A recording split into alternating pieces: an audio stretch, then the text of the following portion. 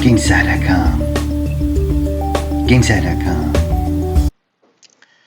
Howdy ho, neighbors. I am Professor Chris Ferguson, and this is PHP Strings.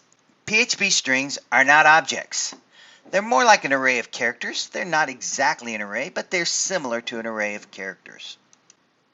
$version equals 5. We'll start with a non-string. This is not a string. Notice that the 5 is not in quotes. This is a regular int, a number, and it's here to show you how ints can be appended to strings, how we can use ints with strings. Here's a real string. $game, double quote, Gears of War, end of double quote. The easiest way to create a string is to put it in double quotes. Anything in quotes, or even single quotes, is a PHP string. You'll notice that the letters Gears of War show up in the variable $game.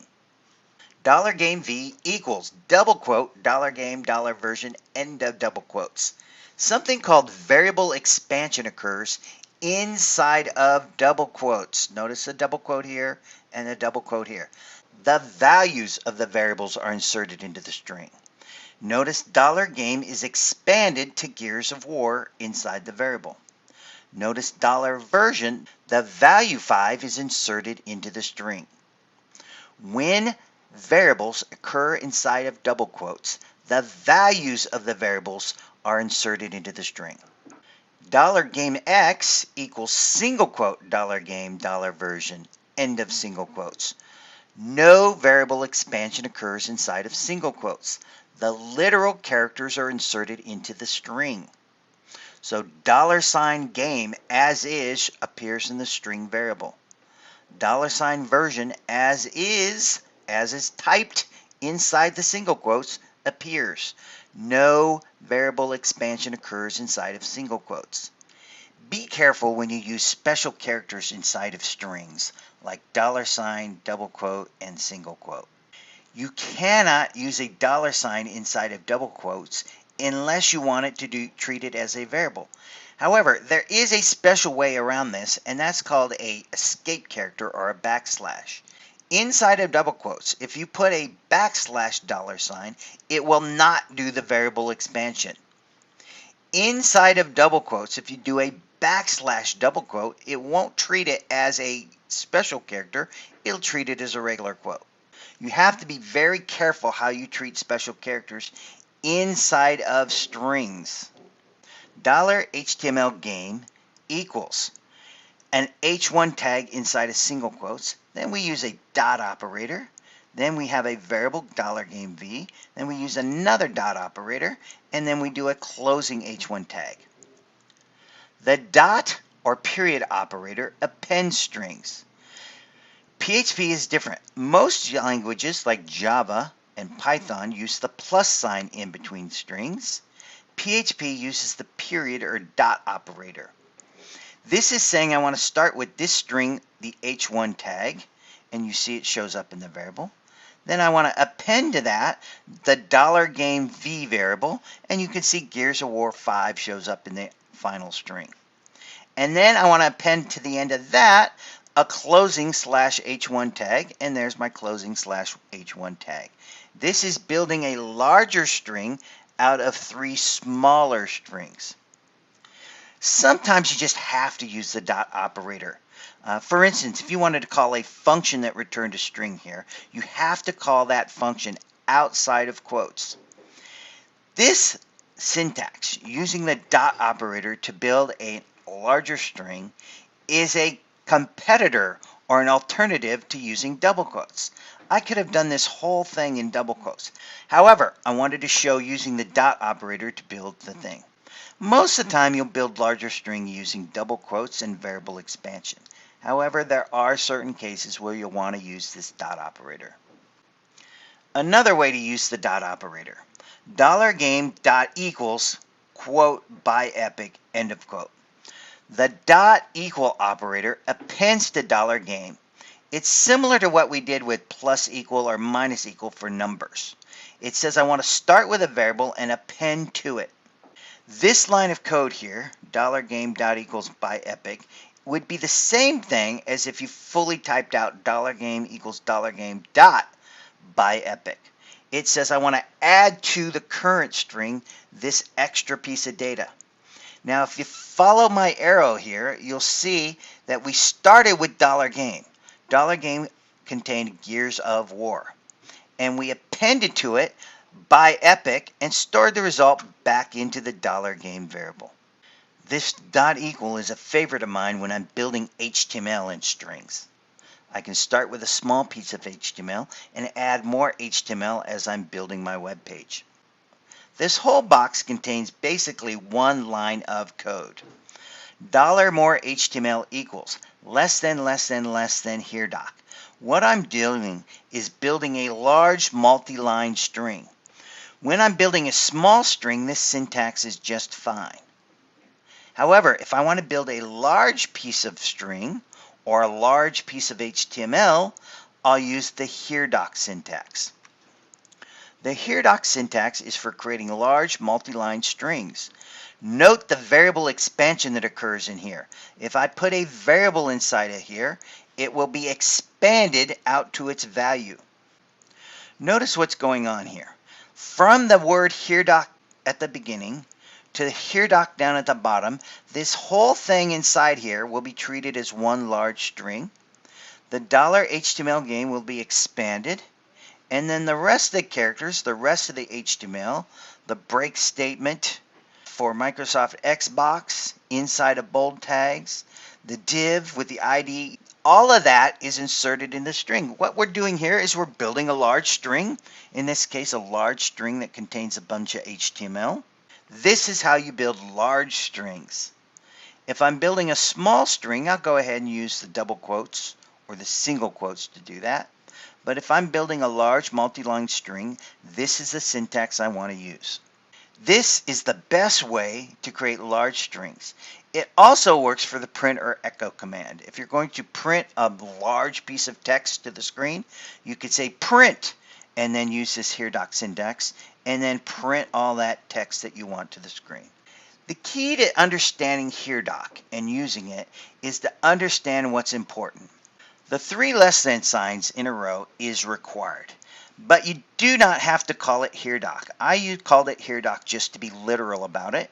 You could have called it start string. These 3 less than signs, they're very much required in this syntax, but whatever you want to call it here, any legal name is available. So you could have called this start HTML and put start HTML down here.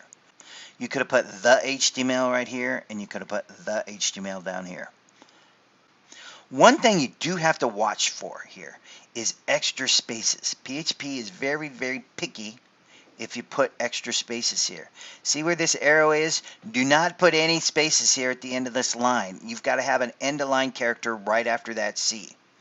There's also no extra spaces allowed here. This H has to be the first character on the line. Do not put any spaces here. And of course, don't put any spaces here at the end of the semicolon. No spaces at the end of the first line. No spaces anywhere on the last line. Alright, so that's it for the first slide. Let's go on to the next slide and see how we can use PHP strings. PHP String Functions. What can we do with a string? We can call built-in string functions for the PHP language. PHP strings are not objects. They're more like an array of characters. We'll see right here early in this slide how they are like an array of characters. Simple string assignment, $game equals halo, and you could see the characters HALO show up in our variable $game. Think of a string like an array of characters. This line of code here, $char3 equals $game subscript 3 end of subscript. This says extract the character at position 3 from the variable. H in this case is at position 0 of the string. The A is at position 1 of the string, and as you can see, the O is at position 3. O at that position shows up in our variable $char3. Here is the easiest built-in PHP string function, string length. $len equals, now notice how I highlighted str and bolded len. This is the string length function. Most of the PHP string functions have abbreviations, so I'm trying to teach you what the abbreviations are. strlen is the string length function. This will return the number of characters in the string. Clearly there are 4 characters in the string hello, so a 4 is returned and inserted into the $len variable. Simple string function, as easy as it gets. $pos equals strpos. This is the string position function. Notice the bold str, notice the bold pos. This is the string position function.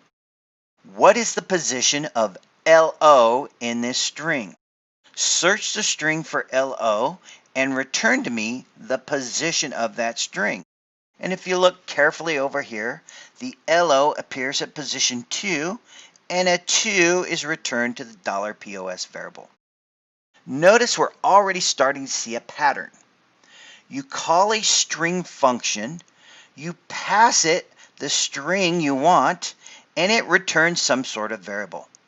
We called string length, passed it the string we wanted the length of, and it returned a 4. We call string position, we passed it what we wanted to search and what we wanted to search for, and it returned a 2 telling us that position. $sub equals string sub, or str sub. This is the string substring function. Notice the str and the sub are highlighted.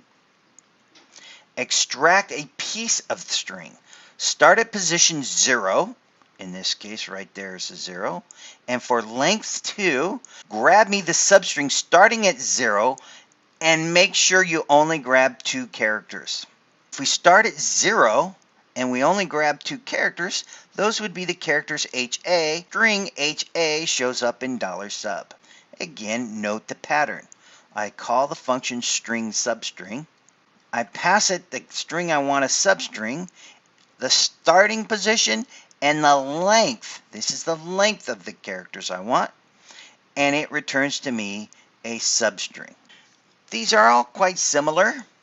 I'm not going to go over every string function, just some of the more popular ones. If you Google PHP string functions, you'll see a whole list of these things.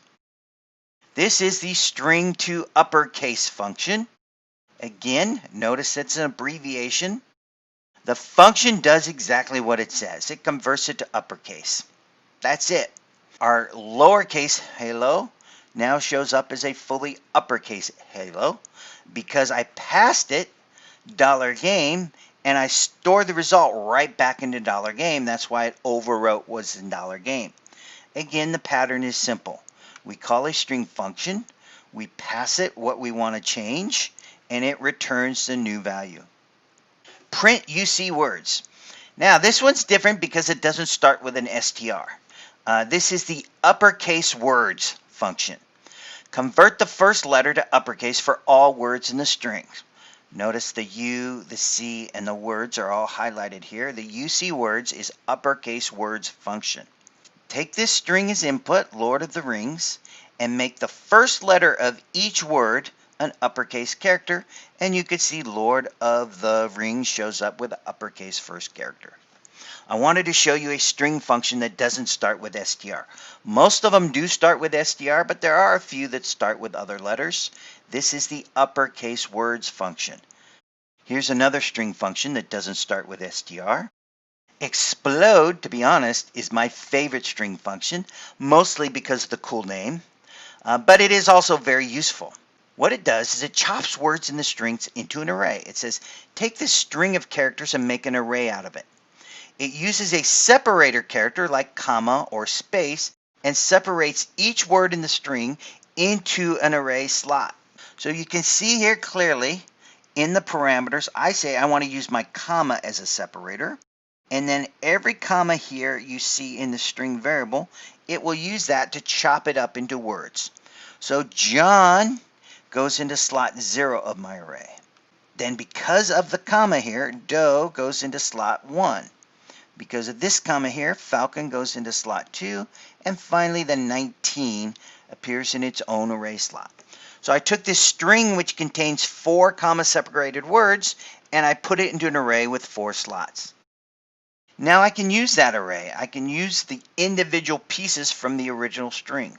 The last name appears in the $array slot 1, so you can see last name shows up here, and then I extract the contents of $array slot 1, the dough, and it shows up here on my output. Once I've separated it into an array, I can use it. Also notice inside of double quotes, I can access an array and it will substitute the value stored into that position of the array into my output. Variable expansion occurs with arrays as well as plain old variables. Now I'm just using the array that I created in the line above. I'm going to echo the screen name, and the screen name for this video game character is in position 2 of the array.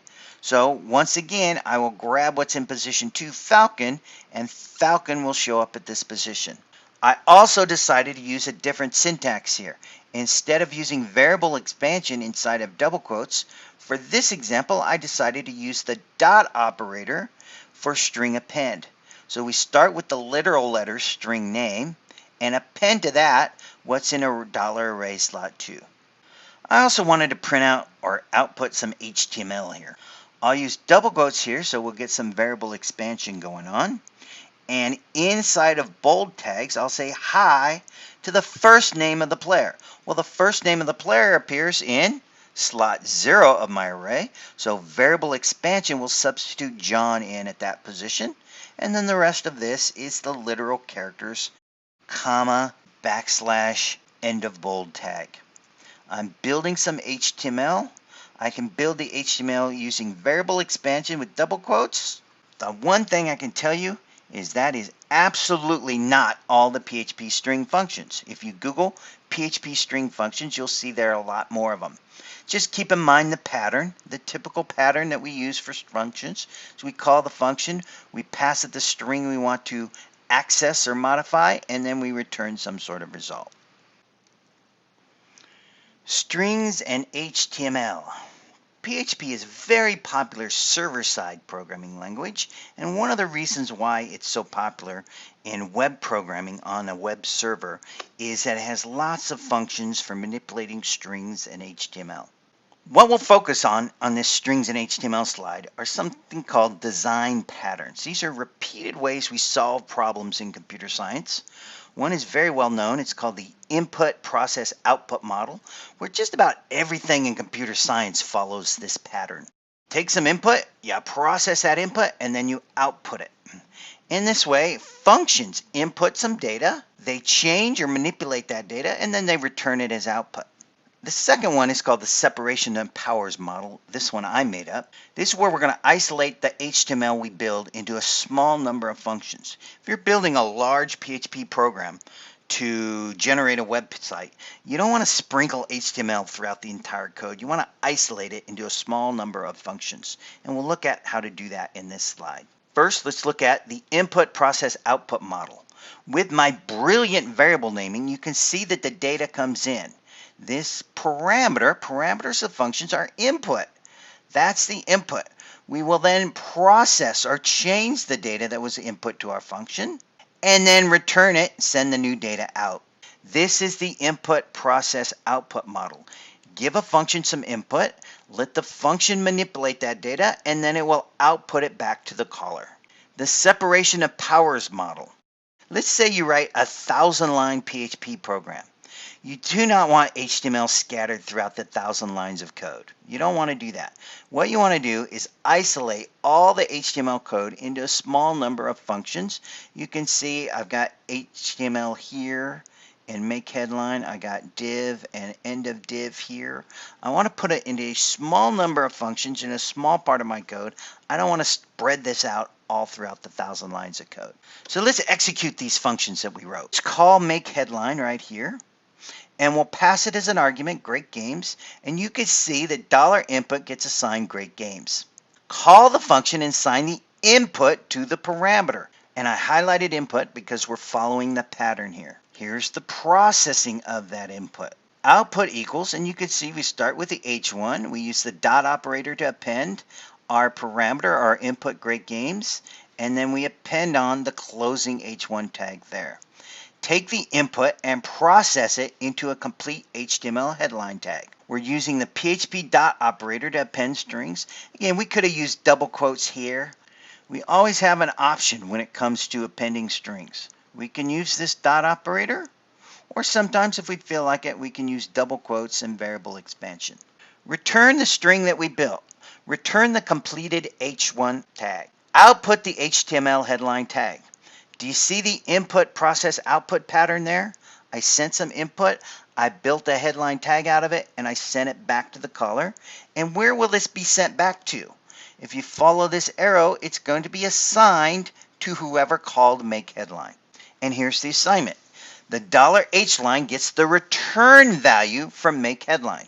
My preference when writing a PHP program to create a web page is to build the pieces, store them in variables like $H line, and then output them all at once when the page is ready. I kind of think of it like a jigsaw puzzle, where you assemble the puzzle in main sections, and then for the final assembly, you put those sections together. $H line, as you can see with this arrow, gets assigned the output from the function make headline, the complete headline tag. But that's not the only way you can call make headline. Let's call it again, and this time directly print the output. So here's the call to make headline, and I will jump to and execute this code. Here's the argument bad games being passed as $input. So $input gets assigned bad games this time. This is write once, use many times, and it's a very important thing you have to understand about functions. We want to be able to write this function once and use it many times. Much better to have 50 calls to make headline in your code than 50 places in the code where you output H1 tags. We're isolating all the H1 tags into this one function. Inside the code, we process. We build an output string, again using the dot operator. Here's the start H1 tag. Substitute in our parameter bad games and finish it off with a closing H1 tag. And when we're all done with that, we return the completed H1 tag. Functions that return to HTML are more flexible. In this case, the caller decides what to do with the HTML. And that's very important. The caller decides what they want to do with this H1 tag. And you can see this output gets sent back to whoever called make headline. Where is it being sent back to? It's being sent back to the echo command. And we echo the output of make headline, and you can see our completed H1 tag with bad games within it is output to wherever we're echoing our output to. I prefer assigning the HTML to variables than echo it all at once at the end, but it is okay to directly output it if you like. Functions that return to HTML allow you this flexibility, where the caller decides what to do with the HTML. On this line of code here, I decided to take the H1 tag and put it in a variable. On this line of code here, I decided to take the H1 tag and echo it straight to the output. Functions that return HTML allow you that flexibility. In this next example, let's study separation of powers. A PHP program that creates a large web page may need thousands of lines of PHP code. We want to isolate all the HTML we can into a small number of functions, and then it's far easier to maintain that code. If you have to search the entire program for where you're outputting HTML, that's a lot of work. If you isolate it to a small number of functions, your life will be easier when it comes time to making changes to that code. So let's call makeDiv this time, and we'll call the makeDiv function. This time we'll pass two parameters. The first parameter, review1, will be assigned to $input. The second parameter, rev1, will be assigned the $ID parameter. This is the input to our function. And of course, what does the function do? It processes that input.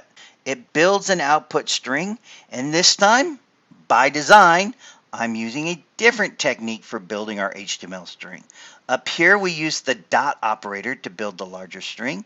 Down here, we're going to use double quotes and variable expansion to build our string. Note the use of single quotes inside of double quotes also. That's another reason why I use double quotes this time. I want internal single quotes around $ID. You've got to be very careful when you're using double quotes on the outside. You're allowed to use single quotes on the inside. We're also using parameters to make the function more flexible. We could have passed the full review here instead of the word review1. We could have passed it input for everything I wanted inside this div command. Functions are more flexible, and then parameters make them more flexible on top of that. In the end, we'll build a full div tag and return it to the caller. And in this time, where does it get returned to? To that equal sign right there. Whatever this make div outputs, I want to assign it to $mydiv. And there it is. It's assigned to the variable mydiv. And inside the variable, you can see that the fully formed div tag is returned to the variable mydiv.